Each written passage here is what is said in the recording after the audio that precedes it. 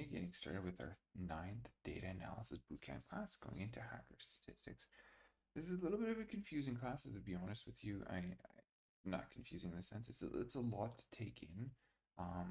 So it's really good that once you practice with these concepts, and we're going to show something in the last class when we talk about how to present these ideas that might help really understand this concept. So even if you don't understand it today, we're going to show it in the next presentation how we use this concept in our data analysis and making our presentation. And so it'll make a little bit more sense, but really good to practice with this concept, but really appreciate the effect that randomness is having on our data. That's a factor, a feature in our data that we can't see. So it's really good to appreciate the amount of randomness that's included in our data.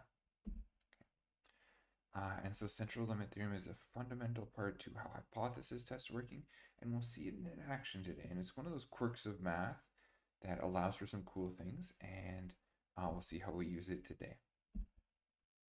So first we discuss randomness, really to get started in the sense that as I said, we want to appreciate this.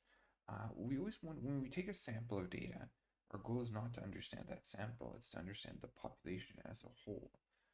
But we have randomness in our data. We don't really know, we didn't get the whole population, we got a random subset that is going to be different than our population. How different? You know, that's the question, right?